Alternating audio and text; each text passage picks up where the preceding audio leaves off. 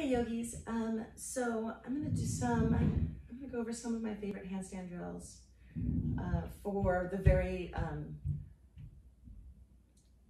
well, I shouldn't say very beginnerish. For the yogis working on handstands who is looking to get into the middle of the room, yeah?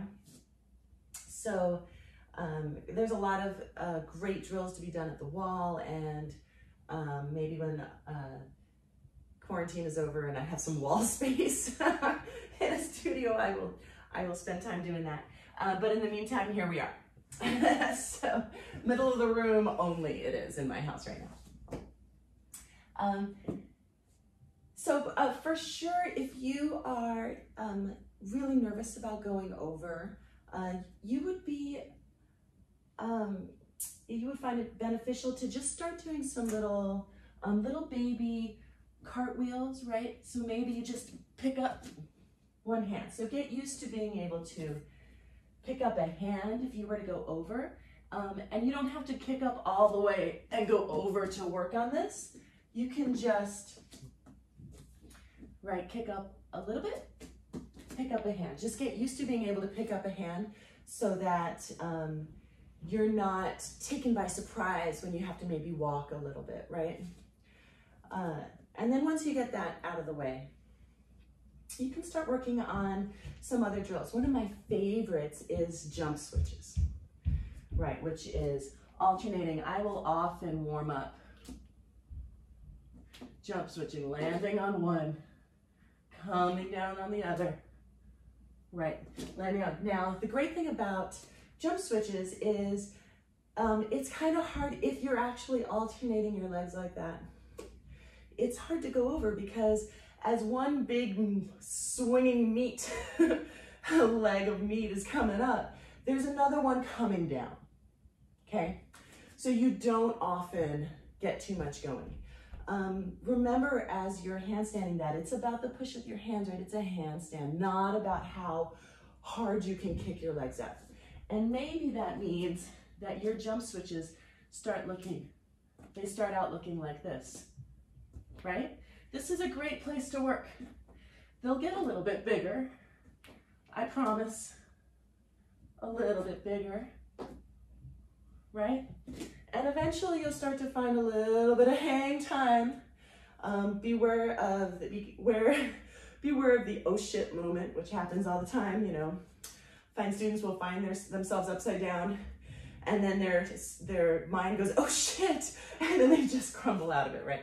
Because they're like, oh no, what? Calm, breathe.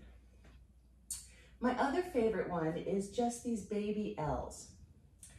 And what I love about this drill, and this is essentially learning how to find an L, right? Right, and the benefit to doing this drill of your baby L's is that your goal is to not go over. I mean, duh, right? But I mean, your goal is to not kick up so that you should never be in any danger of going over, right? You're just trying to do these little L's, and they'll get a little bit bigger and a little bit bigger. But on your road up to finding vertical, you are building strength and you're building muscle memory so that eventually when you get up to vertical, right, you'll have gotten there so progressively that your body will recognize what that feels like, which is critical, right, to being able to go, you know, jump into a handstand. You know, your body immediately knows what a vertical line feels like. So those are two good ones. I'm also a fan of pulling your knees. So something I see often is when students will they'll come up way into this big back bend, right? And one of the things that can help you is by pulling a knee up, right? So if you're somebody who the moment your arms are up, and this is a lot of people, your back does this, if you pull a knee into your chest, into your chest, it's really hard to arch your back. So that means that as you come into your handstand, you know, if you pull a knee into your chest, then that top leg is going straight up. Now beware of this. Pull it into your chest. Yeah? So I think that's a pretty good place for you to work today, if you so feel. And I'll have another tutorial for you soon, I promise. So have a great day.